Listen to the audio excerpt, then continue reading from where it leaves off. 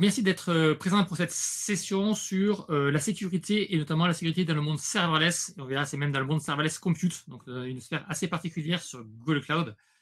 Une petite introduction de ma part. Donc, je suis Guillaume Blacquière, je suis Google développeur expert sur le cloud, sur Google Cloud.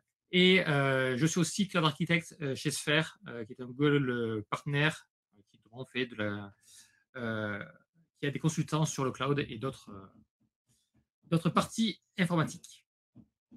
Donc cette session va être vraiment centrée sur la sécurité dans le serverless. Et avant d'aller plus loin, j'aimerais juste vous présenter, vous rappeler qu'est-ce que le serverless, en tout cas tel que moi je l'entends, pour qu'on ait à peu près la même définition. Donc le serverless, qu'est-ce que c'est? Ça va être un nouveau mode opérationnel où en fait on ne va pas avoir de serveurs, de réseau, de stockage à gérer. Toute cette partie-là existe. Bien sûr, même si c'est serverless, il y a quand même des serveurs qui vont exécuter votre code, mais ce n'est pas à vous de le gérer, ça va être au cloud provider de le gérer. Donc vous, en fait, vous allez uniquement utiliser les services et faire confiance au cloud provider pour appliquer les bonnes pratiques de sécurité, de mise à jour, de patch, de règles firewall, de supervision du réseau, etc., etc. Vous, votre travail, ça va être de vous concentrer sur les services, voire sur les microservices, c'est la tendance aujourd'hui, et vous allez développer des services de manière stateless. Donc stateless, qu'est-ce que c'est? C'est-à-dire qu'il n'y aura pas de disque de stockage directement attaché à votre service. Vous allez pouvoir interfacer votre service avec des services externes, des produits externes, tels que Cloud Storage pour les fichiers, ça va être BigQuery, du Cloud SQL, du Firestore pour les bases de données, etc., etc. Mais le service, en lui-même, pour stocker des choses en mémoire de manière temporaire, mais il n'aura pas de disque attaché. Pourquoi? Pour scaler, pour scaler plus rapidement à la hausse ou à la baisse et sans s'embêter avec des données. On en fait quoi? On les stocke pas, on les backup. Voilà, on ne va pas s'embêter avec ça, c'est fait dans des services externes. Et le principe, en fait, d'un développeur, ça va être de développer des services pour ses clients, pour ses utilisateurs. Et quelque part, l'endroit où va tourner le service, le développeur, ça manque un petit peu. Pour lui, la vision serverless, c'est je me moque de là où tourne, sur quel serveur tourne mon service. Je veux que mon service tourne. C'est sur du GCP, c'est du Azure, c'est du on-prem, c'est du Cloud Run, c'est du GKE. Quelque part, le développeur, ça moque. Son but ultime, c'est de rendre le service à ses utilisateurs. En tout cas, quel que soit le service serverless que vous utilisez, le modèle économique est tout le temps le même. C'est un paiement à l'usage. Vous avez du trafic, vous allez payer en fonction de ce trafic. Vous n'avez pas de trafic, vous ne payez rien. Typiquement, une application d'entreprise, si le soir et le week-end, vous n'avez pas de trafic, vous ne payez rien. Et par contre, la journée, vous avez des utilisateurs au bureau, donc vous commencez à payer. Le parallèle, par exemple, avec BigQuery, qui est un produit très connu en serverless, vous ne faites pas de requête, vous ne payez rien au niveau du processing. Vous payez le stockage, mais pas le processing. Et par contre, si vous commencez à faire des requêtes, vous allez payer en fonction du volume de données que vous traitez. Et si vous faites des grosses requêtes, vous payez beaucoup. Vous faites des petites requêtes, vous payez presque rien. C'est vraiment la notion du serverless. Dans le serverless, il y a plein de choses. Là, j'ai parlé de BigQuery. On peut parler aussi de PubSub, de CloudTask, Cloud Scheduler, Cloud Build. Il y a plein de produits sur Google Cloud qui sont mais serverless. Je vais faire un focus sur un sous-domaine du serverless qui est le serverless compute. Qu'est-ce que c'est? C'est des produits sur lesquels vous allez pouvoir déployer le code que vous écrivez vous-même. Donc, vous écrivez du code, vous l'envoyez dans le cloud et Google l'exécute pour vous. Dans cette famille-là, du serverless compute, il y a trois grands produits, trois produits principaux qui sont Cloud Function, App Engine et Cloud Run. Je vais vous les présenter très rapidement. Le premier, le plus simple, c'est Cloud Function. Qu'est-ce que c'est? C'est une fonction, c'est un bout de code, vraiment une fonction assez basique, assez simple, que vous écrivez sur votre poste. Vous l'envoyez dans le cloud, c'est packagé dans un conteneur et c'est déployé sur Cloud Function. Alors, Cloud Function est surtout fait, en tout cas de mon point de vue, pour répondre à des use cases qu'on appelle single purpose, pour une seule tâche, une seule mission. Et ça peut répondre à des événements, soit des événements externes, par exemple des requêtes HTTP, ou des événements du cloud qui peuvent arriver. Et là où j'aime bien utiliser les fonctions, c'est vraiment pour lier, pour mettre de la glue entre deux différents produits. On peut prendre un Dataflow et un BigQuery. Dataflow se finit, parce que les données ont fini d'être ingérées par Dataflow. Il y a un événement de fin, vous le captez avec CloudFunction, et CloudFunction va lancer une query, une requête dans BigQuery. C'est vraiment pour faire ce lien entre les deux. CloudFunction, c'est parfait pour ça. Par contre, par exemple, quand vous voulez écrire un backend avec une API, vous voulez faire du get, du post, du put, du delete, si vous écrivez une CloudFunction pour chacun, c'est compliqué parce que vous allez avoir peut-être des désynchronisations de versions, de packages, ça va être compliqué à gérer. Et pour faire ça, vous allez vouloir le centraliser dans un seul web server. Donc, pour déployer des web servers sur Google Cloud, vous avez deux solutions. La première, c'est d'utiliser App Engine. Donc là aussi, vous développez votre web server sur votre poste. Vous envoyez le code sur Google Cloud. Il est packagé dans un conteneur et déployé sur App Engine. Alors, App Engine, il est plutôt orienté côté web. Pourquoi? Parce qu'avec App Engine, vous pouvez déployer votre back-end, mais aussi le front-end avec toutes vos ressources statiques. Le JS, les CSS, le HTML. Tout ça, c'est déployé aussi sur App Engine. Donc, en fait, vous avez le front-end et le back-end déployés sur le même service, le même produit. Et donc, c'est plus simple pour faire du web parce que vous avez les deux au même endroit. Donc, ça, c'est très bien. Mais il y a une limitation, c'est qu'en fait, vous envoyez uniquement votre code. Et lorsque vous voulez faire autre chose que du code, par exemple, si vous voulez paramétrer, personnaliser votre environnement d'exécution, vous ne pouvez pas le faire parce que le conteneur est fabriqué par Google Cloud. Donc la solution, c'est d'utiliser Cloud Run. Cloud Run, en fait, c'est un petit peu la même chose que App Engine. Par exemple, vous avez votre web server, mais au lieu d'envoyer le code à Google Cloud pour que ce soit Google qui fasse le conteneur pour vous, c'est vous faites votre conteneur et vous envoyez uniquement le conteneur sur Cloud Run.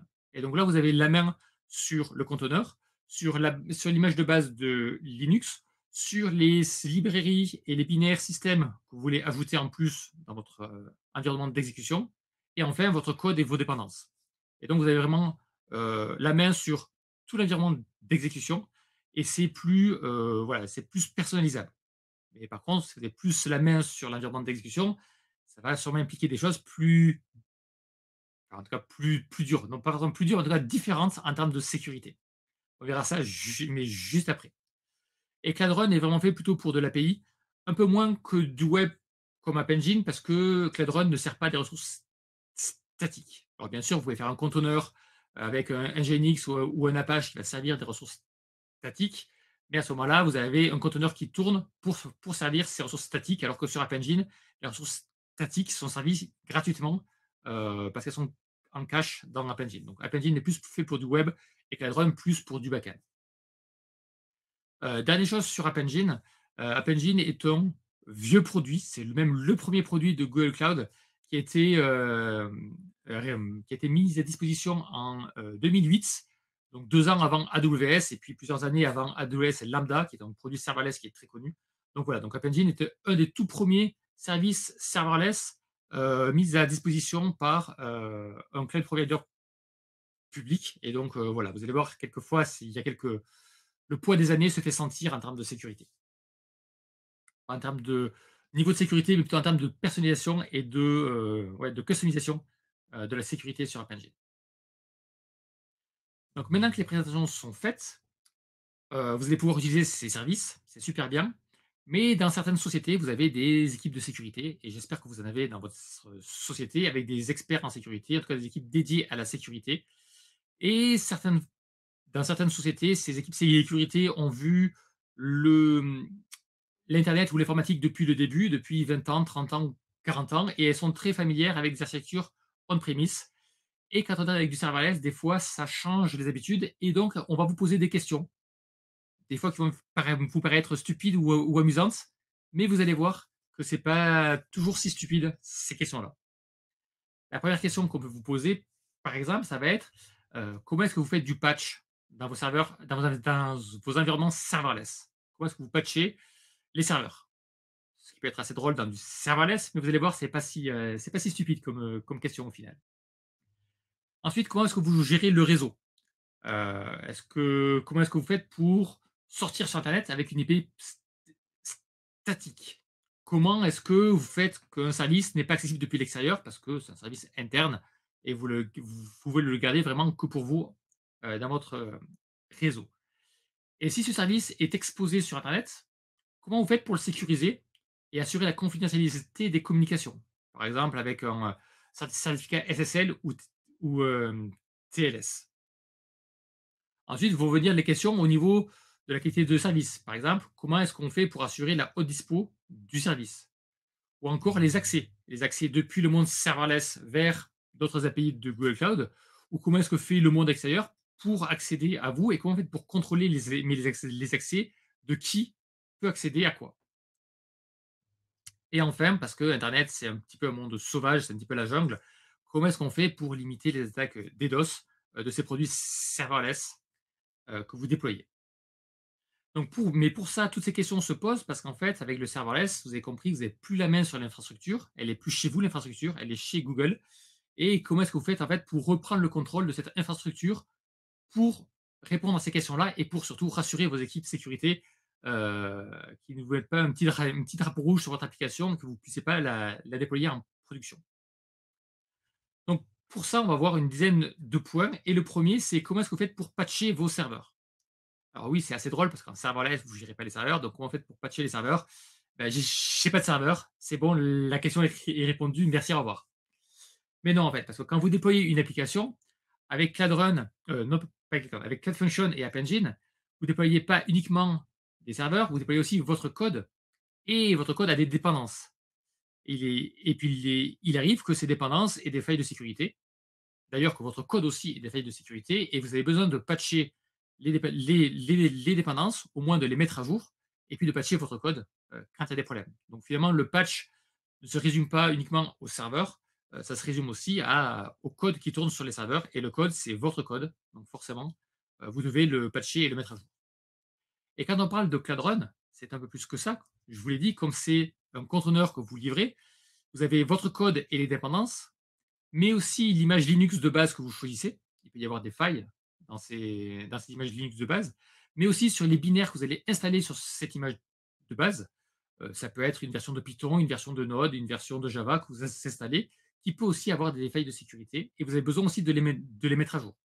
Donc avec Cloud Run, vous avez encore plus de choses à faire. Vous devez gérer Linux, vous devez gérer les dépendances que vous installez sur ce noyau Linux, et enfin, vous devez gérer votre code et les dépendances. Donc, une des bonnes pratiques que vous pouvez appliquer sur ce genre de choses-là, c'est de dire toutes les semaines, j'ai un job automatique qui va mettre à jour toutes les dépendances avec toutes les dernières versions. Je fais tourner mes tests unitaires, mes tests d'intégration, et si tout passe et tout est ouvert, je déploie cette nouvelle version avec les dernières versions des dépendances euh, dans mon code sur la production pour être sûr de toujours avoir les dernières versions, les derniers fixes qui sont déployés. Donc finalement, au niveau du patch, il y a peut-être moins à faire, mais il y a toujours des choses à faire. Les prochains points sont sur le réseau et une des premières questions qui va être, c'est bien, j'ai des produits qui sont serverless, qui sont dans un monde géré par Google. C'est pas géré par moi, c'est géré par Google, c'est pas mon projet. Mais par contre, à côté de ces applications serverless, j'ai toujours des ressources qui sont propres à mon projet, qui sont internes et qui sont accessibles que par IP privé. On va avoir par exemple le Compute Engine.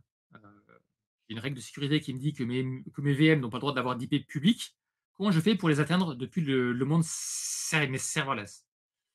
Vous avez des produits aussi tels que Cloud Memory Store, qui est une sorte de Redis ou de Memcached managé par Google, qui est uniquement accessible depuis une IP privée dans votre VPC.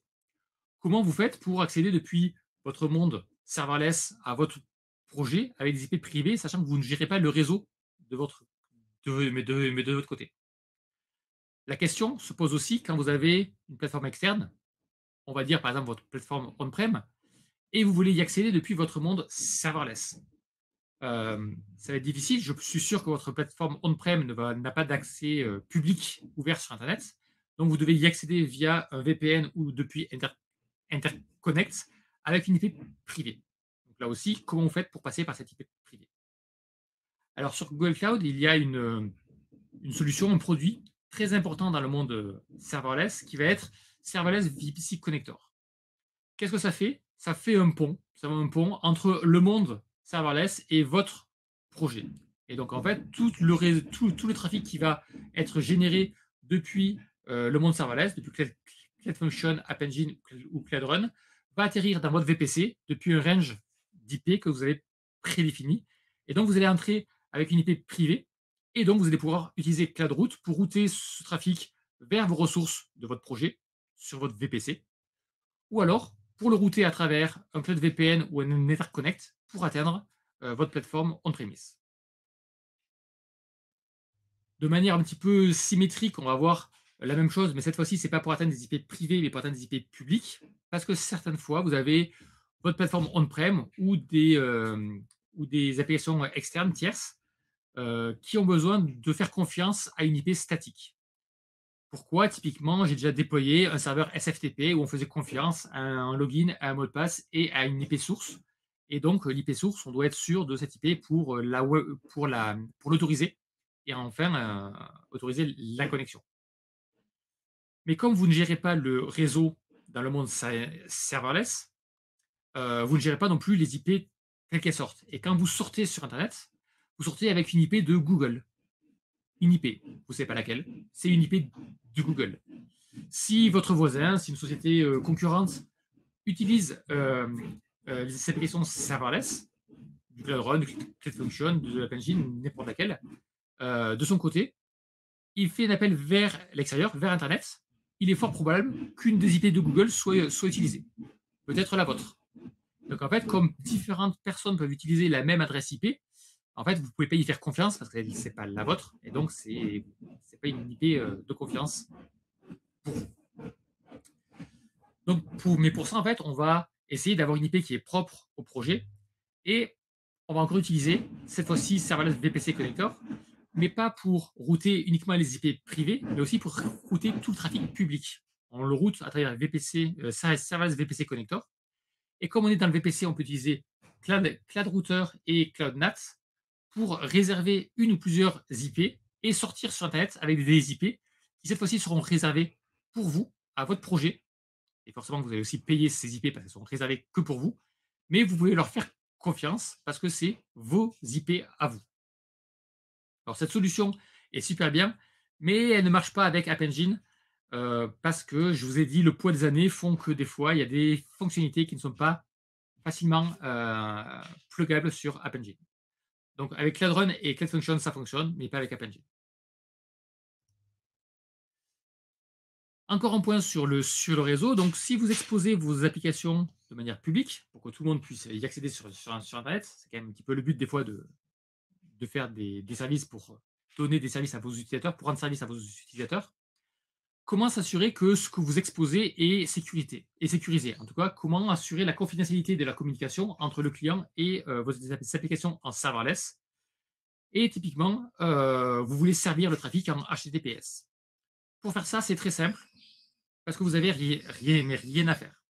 Nativement, quand vous déployez sur Cloud Function, App Engine, Cloud Run, vos requêtes sont servies en HTTPS comme ça. Les certificats aussi, vous n'avez pas à vous en soucier parce que le réseau est géré par Google. Et donc, c'est des certificats wildcard qui sont utilisés pour Cloud Function, App Engine et Cloud Run. Donc, c'est Google qui les renouvelle, c'est Google qui les achète, c'est Google qui les déploie. Vous n'avez rien à faire, vous utilisez votre service et puis c'est tout. Par contre, il y a 3 semaines environ, il y a une nouvelle feature qui est sortie sur Cloud Function qui permet de servir des Cloud Function en mode HTTP et pas en mode HTTPS. Alors, je n'ai pas compris la feature. Si vous avez des commentaires, si vous pouvez m'expliquer pourquoi faire du HTTP, c'est mieux que du HTTPS, peut-être pour des raisons de latence, je ne sais pas. Moi, je trouve ça que c'est plutôt un downgrade de Cloud Function, où on peut faire du HTTP et pas du HTTPS. Mais bon, il y a sûrement une bonne raison. Donc, si vous avez la bonne raison, je suis preneur de votre feedback sur le sujet. En tout cas, sachez que vous pouvez faire aussi du HTTP only avec Cloud Function et peut-être que ça ne plaira pas trop à vos équipes de sécurité. Donc, faites attention à ça. Dernier point sur le réseau. Il y a des fois, vous avez vos applications qui sont accessibles depuis Internet et vous voulez les servir en HTTPS, c'est très bien. Mais des fois, vous ne voulez pas les servir sur Internet. Pourquoi? Parce que ce sont des process, des batchs, des workloads qui sont uniquement internes ou parce que vous traitez de la donnée sensible et vous ne voulez pas que n'importe qui vienne regarder, sniffer ou essayer d'attaquer ces workloads qui traitent de la donnée sensible qui sont que internes.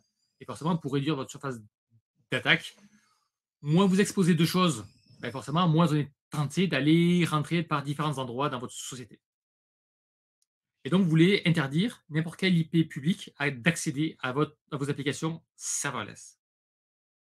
Donc, pour ça, il y a une possibilité avec Cloud Function et Cloud Run de contrôler l'ingress euh, qui arrive sur vos produits serverless.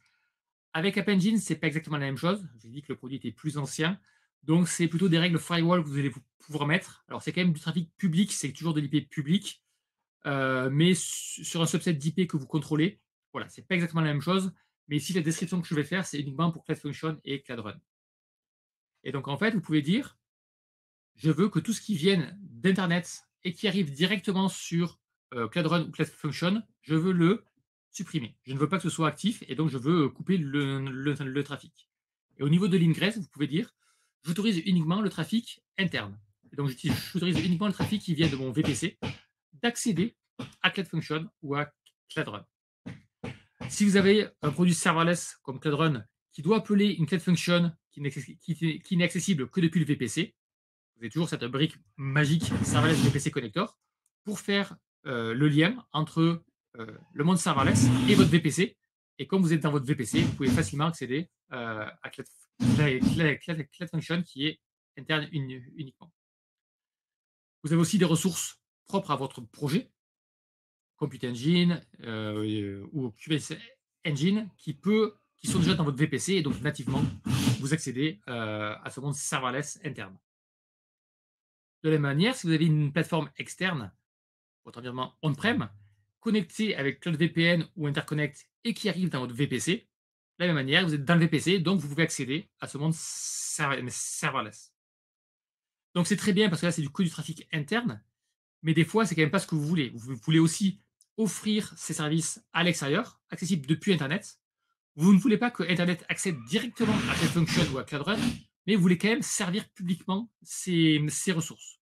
Donc vous pouvez dire, je veux que l'ingress autorise uniquement les connexions depuis mon VPC, mais aussi les connexions depuis un load balancer. Et donc depuis ce load balancer, vous pouvez le mettre public sur Internet et seul le load balancer ou le VPC pourront accéder à vos applications serverless, mais jamais une connexion directe entre Internet et votre monde serverless. Donc ça, c'était pour le réseau. Et maintenant, on va parler de Hot Dispo. Alors la Hot Dispo, si vous avez l'habitude de travailler avec Cloud Run, Cloud Function ou App Engine, vous avez sûrement remarqué que quand vous déployez sur une région. Vous ne donnez jamais une zone quand vous déployez. Vous dites, je veux déployer sur une région. Pourquoi ça? Parce qu'automatiquement, quand vous déployez un produit serverless, vous déployez sur toutes les zones de la région. Et comme ça, vous êtes nativement en haute dispo régional sans rien faire. Donc ça, il n'y a rien à faire, c'est pas plus cher, c'est comme ça. Par contre, si vous voulez être en haute dispo global, mondial, il va falloir mettre des petits jeux, en tout cas, il va falloir changer un petit peu la façon de faire. Il va falloir déployer un HTTPS load balancer. Il a donc ce load balancer va déployer une IP qui va être déployée en Anycast, c'est-à-dire accessible depuis partout dans le monde, en tout cas connu depuis partout dans le monde. Et derrière ce load balancer, vous pouvez mettre des backends. Par exemple, un Cloud Run sur chaque région ou du App Engine et du Cloud Function où vous voulez. Et la force du load balancer, c'est de pouvoir router le trafic dans la région disponible la plus proche. Donc ça veut dire que si vous êtes en Australie, vous essayez d'utiliser Cloud Run, vous allez forcément aller en Australie parce que c'est le plus proche de chez vous. Si vous utilisez Cloud Function, il y a des chances que vous allez aux USA parce que je pense qu'au niveau du globe, c'est le plus proche de l'Australie. Et si vous avez par exemple un gros incident sur toute la région en Australie, vous voulez accéder à Cloud Run, ce ne sera pas en Australie parce qu'il y a un gros incident. Automatiquement, le load balancer va router votre trafic ailleurs, mais par exemple aux US, parce que c'est le plus proche de là où vous êtes. Donc, avec ce load balancer, vous pouvez router vraiment le trafic partout dans le monde avec la meilleure latence et en fonction de la disponibilité de la région que vous voulez atteindre. Suite à la haute dispo, on a aussi tous les accès. Le contrôle des accès depuis le monde serverless vers les API de Google, et on verra ensuite l'effet inverse. Donc, mais l'accès, par exemple, vous avez une Cloud Function qui va accéder à des ressources sur BigQuery. Comment vous faites pour être sûr que la Cloud Function a accès à ce dataset et pas à d'autres, et pour limiter les accès? Pour ça, il faut savoir que quand vous déployez quelque chose sur Google Cloud, vous avez toujours un service account par défaut. Qu'est-ce que c'est un service account? C'est un email technique qui est une identité technique en fait déployée avec votre service. Donc, quand vous déployez une Cloud Function, vous avez par défaut ce service account et vous pouvez autoriser donc cet email à accéder à tel dataset sur BigQuery. Maintenant, imaginons que vous avez mes deux Cloud Functions, une qui doit accéder à BigQuery, l'autre qui doit accéder à PubSub. Et forcément, comme les deux utilisent le même service account par défaut, vous allez devoir autoriser ce même service account à accéder à BigQuery et à accéder à PubSub. Et donc, vous allez avoir une fonction qui a besoin d'accéder à BigQuery, mais qui n'a pas besoin d'accéder à PubSub, et pourtant, elle aura les deux autorisations. Donc, en termes de list privilège, pour réduire vraiment le nombre de privilèges au minimum pour la class function, ça ne va pas aller, puisqu'en fait, la class function a trop de permissions par rapport à ce dont elle a réellement besoin. Donc, pour répondre à cette problématique-là, il est possible de déployer avec Cloud Function et Cloud Run un Custom Service Account. Qu'est-ce que c'est? C'est qu'au lieu d'utiliser le Service Account par défaut, vous allez en créer un autre dans le service IAM, Identity Access Management. Donc, vous créez votre propre Service Account. Vous allez lui donner les bons droits. Donc, un Service Account pour accéder à BigQuery, notre Service Account pour accéder à PubSub. Et quand vous déployez votre Cloud Function, votre Cloud Run, vous dites je déploie cette Cloud Function, mais pas avec le Service Account par défaut, avec mon propre Service Account, avec les bons droits. Et donc là, vous allez avoir vraiment une Cloud Function qui peut accéder qu'à BigQuery et l'autre Cloud Function qui peut accéder qu'à PubSub. Et vous avez donc appliqué ce qu'on appelle le principe du moindre privilège pour réduire au minimum les droits d'accès. En plus de ça, comme lorsqu'il y a un accès qui est fait à BigQuery ou à PubSub, on trace l'identité, donc le service account qui a accédé à cette ressource-là. C'est plus simple en termes de traçabilité. Vous savez que c'est tel service account, que ce service account est attaché à telle Cloud Function, et donc en termes de traçabilité, c'est beaucoup plus simple. Par contre, encore une fois, à cause du poids des années, je pense, cette fonctionnalité n'est pas disponible sur App Engine. En tout cas, ce n'est pas disponible aujourd'hui, puisque bientôt, plus tard, en 2021, il sera possible d'avoir cette fonctionnalité sur App Engine aussi. Alors, je ne connais pas les limitations exactes au démarrage, mais en tout cas, les équipes produits de App Engine travaillent pour mettre du service account par service sur App Engine aussi. Et donc, on pourra appliquer ce principe des moindres privilèges sur tous les produits serverless à la fin. Donc ça, c'était les accès depuis le monde serverless vers les API de Google. Maintenant, comment est-ce qu'on fait pour contrôler les accès qui arrivent sur le monde serverless? Alors, ce qu'il faut savoir, c'est qu'en fait, votre Cloud Function et votre Cloud Run n'est pas directement exposé sur Internet. Il y a toujours une couche qui protège, qui s'appelle Google Frontend. Alors, Google Frontend est une couche Google. Je dis bien Google, c'est pas Google Cloud. C'est une couche Google, donc qui protège aussi Gmail, Drive, YouTube, mes Play Store et puis tout ça. En fait, c'est une couche Google qui fait plein de choses en termes de sécurité, de load balancing et tout ça, et qui peut faire aussi du filtrage. Donc, quand vous déployez votre Cloud Function ou votre Cloud Run à mode public, vous dites à Google mes Frontend, ne fais pas de filtre. Toutes les requêtes que tu reçois, tu me les envoies parce que je te demande de faire aucun filtre. C'est moi qui ferai le filtre de mon côté. Par contre, ce que vous pouvez aussi dire, c'est quand je déploie Cloud Function et Cloud Run à mode privé, Hem, je veux que ce soit uniquement les requêtes authentifiées et autorisées qui arrivent sur mon Cloud Run ou sur mes Cloud Functions. Donc qu'est-ce que fait Google Frontend? En cas de déploiement en mode privé, il va vérifier s'il y a un header d'autorisation dans la requête. Si ce header est présent, est-ce que le token qui est fourni est du bon format, un identity token?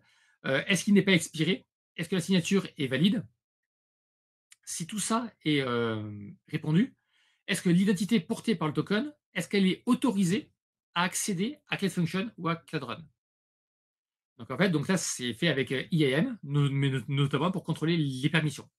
Donc ça, c'est très bien, ça marche très bien.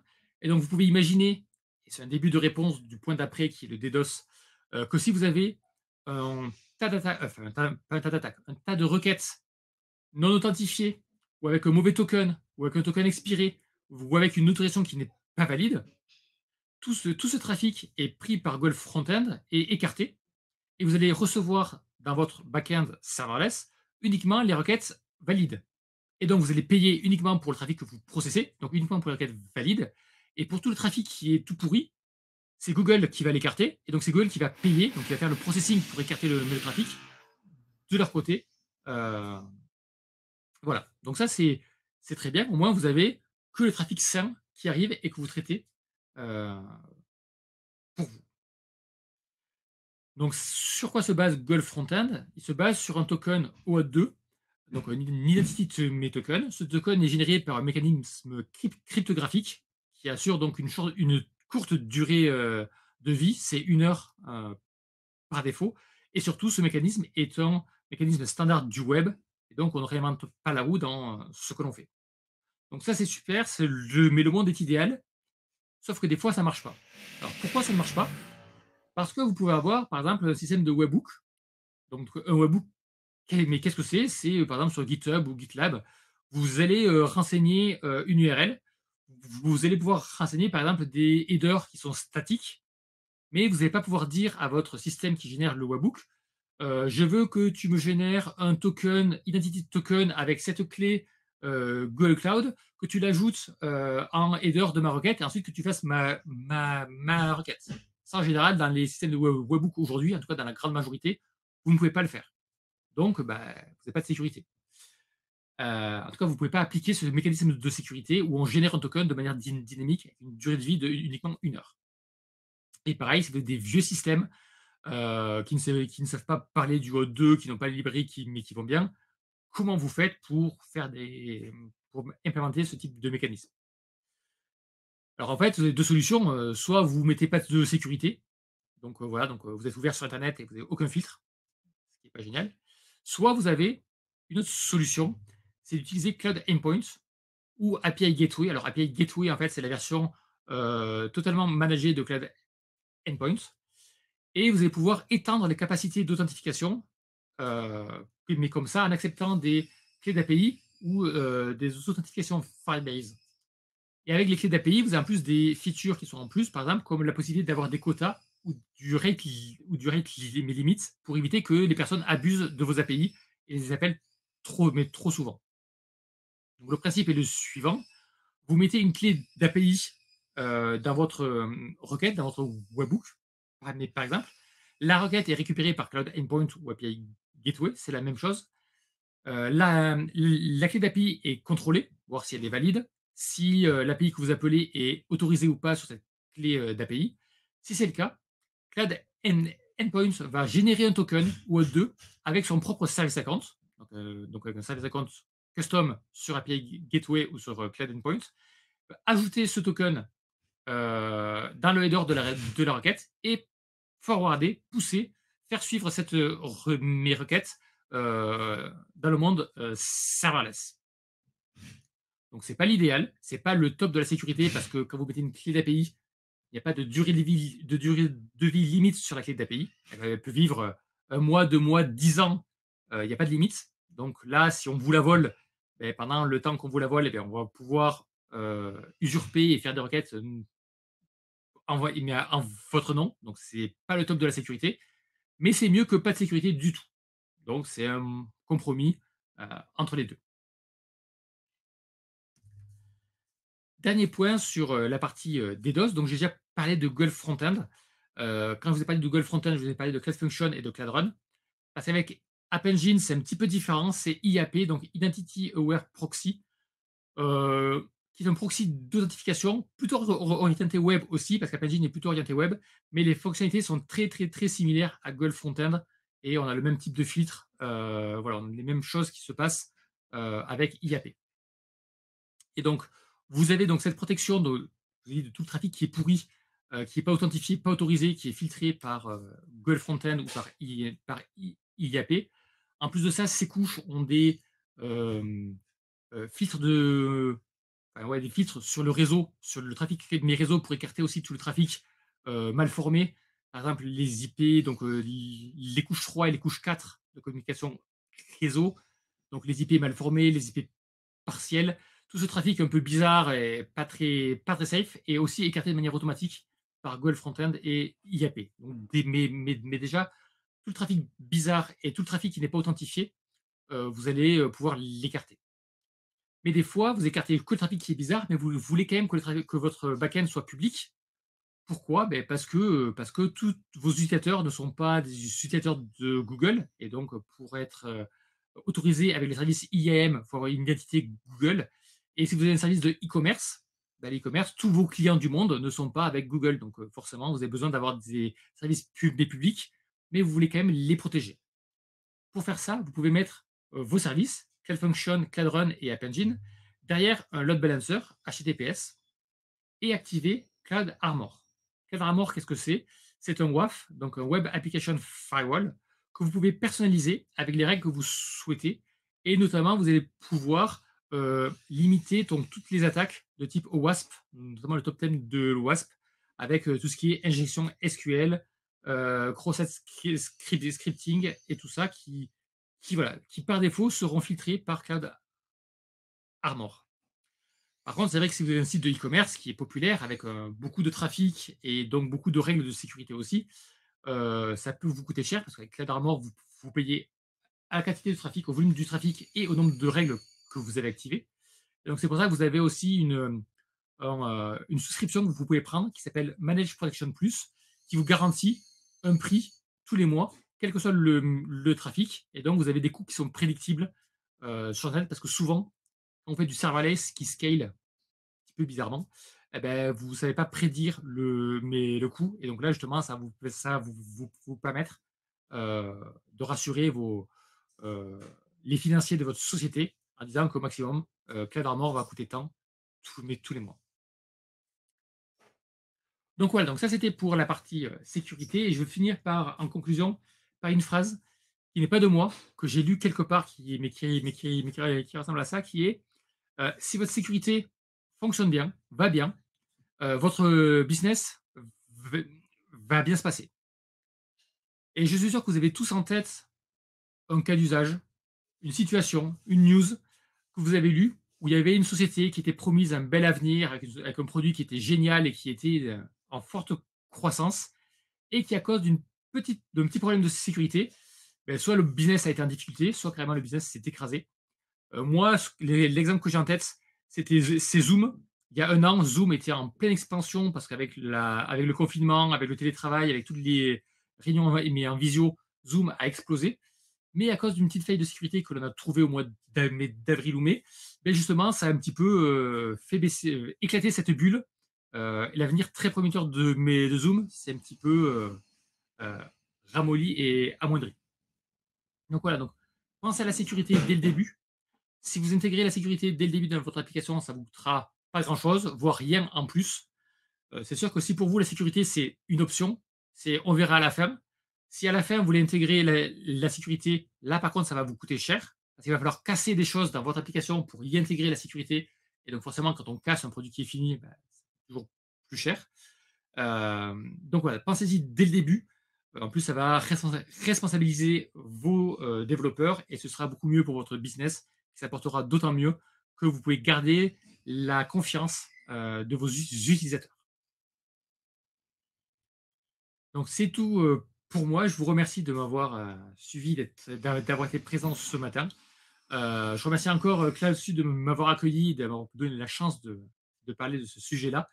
Si vous voulez me joindre, ou en tout cas si vous avez des questions, je serais ravi de vous répondre maintenant à vos questions. Si les questions viennent plus tard, ou si vous ne voulez pas les poser maintenant, il n'y a, pas de y a pas de problème. Vous pouvez me contacter sur Twitter, sur LinkedIn. Voilà, n'hésitez pas, je serais ravi de vous aider sur le serverless, la sécurité, Google Cloud au global.